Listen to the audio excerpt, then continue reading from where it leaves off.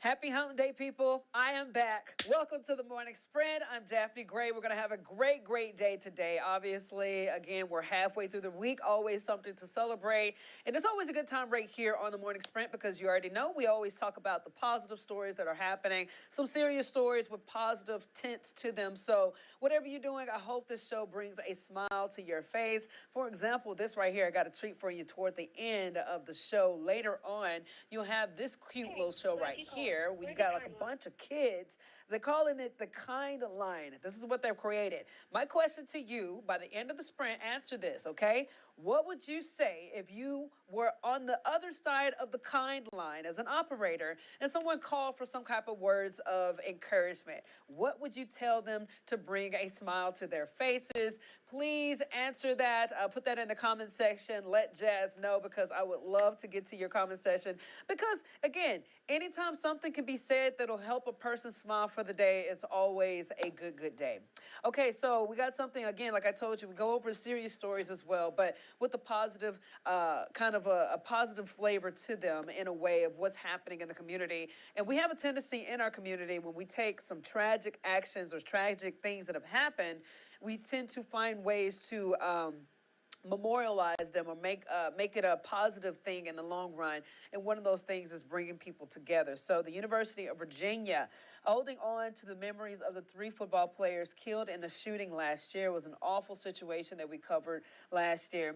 The lives of Devin Chandler, Lavelle Davis Jr., and Deshaun Perry will be honored during a tree planting ceremony on grounds this Friday. Current students say that it's important to keep their legacies alive. I definitely think the tree planting ceremony is definitely a first step in keeping their memory alive. I'm really glad that the university is doing something.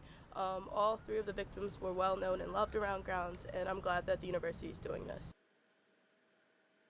Now, the university announced this week it also honored Devin, Lavelle, and Deshaun and their families during a special pregame ceremony before Saturday's home game against James Madison. This is the first home game since the deadly shooting last November. So, yes, a lot of people around the world have been impacted through this. I think the other week we did a story over another team who was wearing decals in their honor. So, obviously, a very sad, tragic loss that school experienced. It was felt around the world, and today they're finding ways to memorialize these individuals so that hopefully you will see, obviously these people, amazing individuals, hardworking individuals, and apparently big personalities to where people are trying to make sure that they are continuing to be honored and respected even after they've moved on.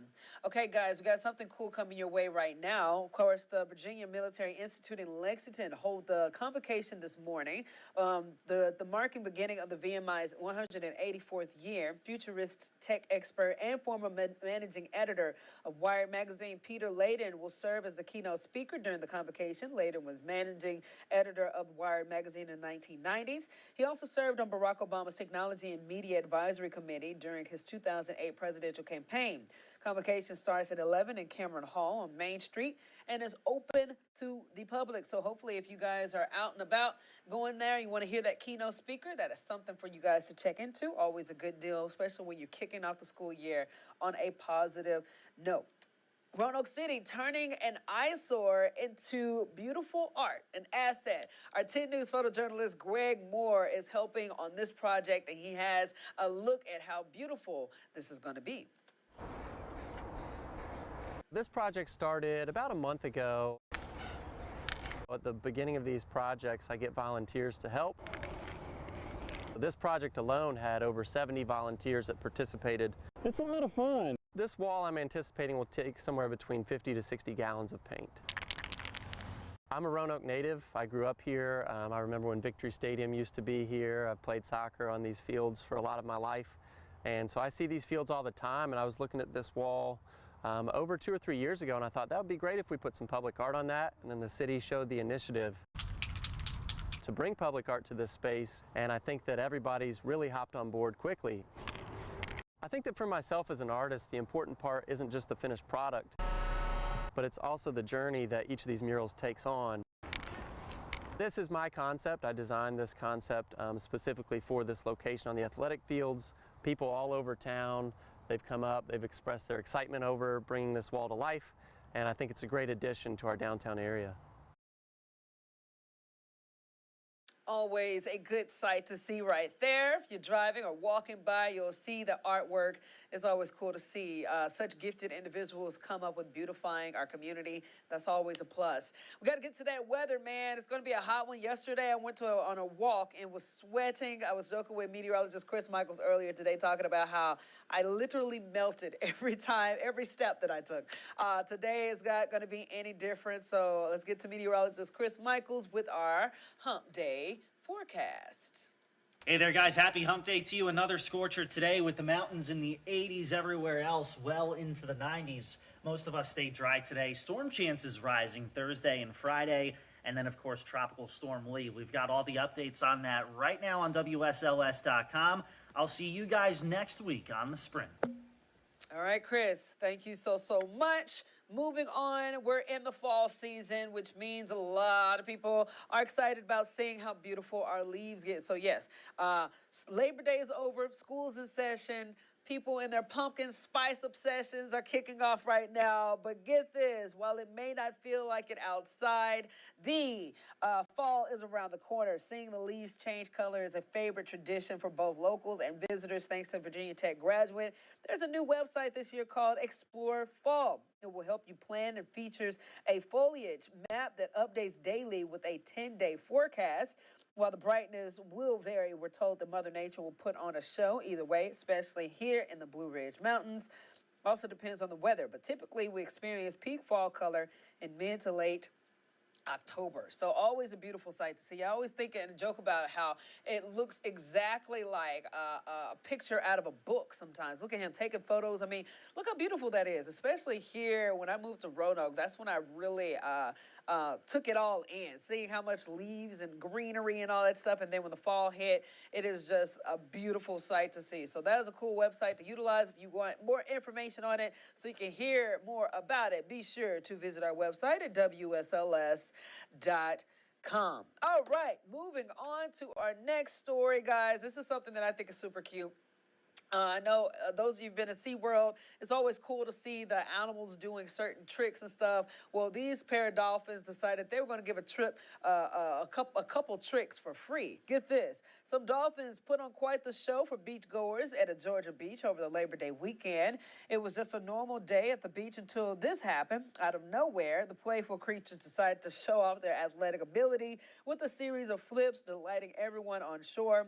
Aerial acrobatics lasted for about 20 seconds, leaving those lucky enough to see the stunning display laughing and applauding. I think it's super cool to see something like that. I would be like, oh my gosh. But at the same time, it is very, very funny because I guarantee you those dolphins were in the ocean and they're just like, hey, Fred, guess what I'm about to do? And he's like, what are you about to do? He's like, look at this. Watch how these people react to it. And you got so many people just sitting around super amazed at the activities of these dolphins. But yeah, it's always cool to see that. I think that would actually catch me off guard. If I was out there in the beach and these dolphins just started doing all these flips and stuff, that would be definitely a sight to stop and see. Okay, so moving on to this particular story, it's a good one.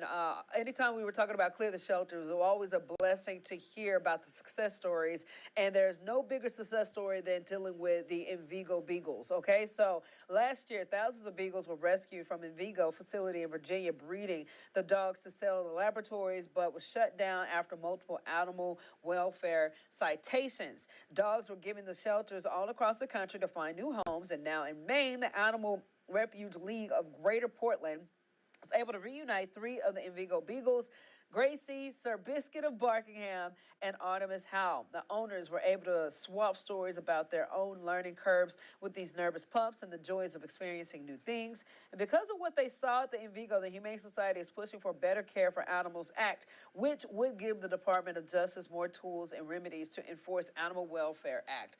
Always a cool thing to see, and I love seeing those updates because, again, these animals are able to experience life like how an animal should experience life. Loving and a loving home, and then I know the owners were talking about how they were catching the zoomies and just doing all type of things that they couldn't do when they were in that facility. So, yeah, always a good story to bring you guys there, and I hope it brought a smile to your face. And speaking of bringing a smile to your face, we're back on that story that I was telling you guys about earlier, where a bunch of kids decided to come up with this thing called the kind line. Now, what is the kind line, okay? So the kind line, you call the line to hear a pre-recorded message of encouragement or a joke. The students say that they joined the kind line because they want to share kindness in their community. We know that there are kids in our school that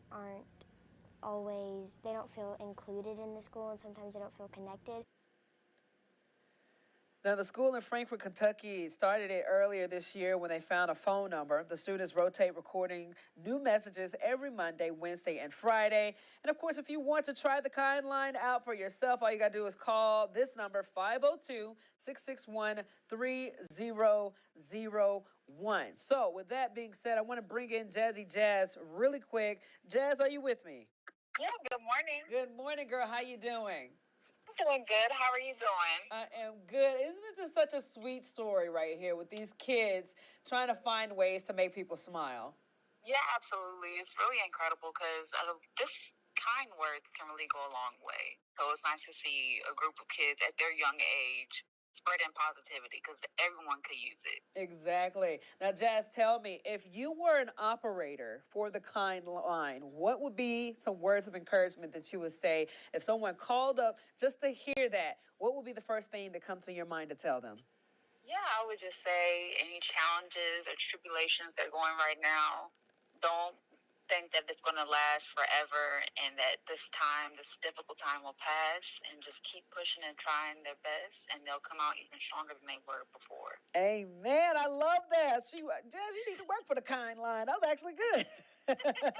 Yes. What would you say? I would just simply say something, keeping it simple, such as, hey, you are loved, you're appreciated, you're everything. And obviously, like you said, do not let any of the awful, dreadful world that we're living in break you down, because you're stronger than a diamond. I always say this, it takes a lot of pressure to make a diamond, and sometimes you never know. You just got to stick through it and be strong. So that would be something that I would kind of say, and I would leave all the jokes up to Chris Michaels. He'll probably be able to do that.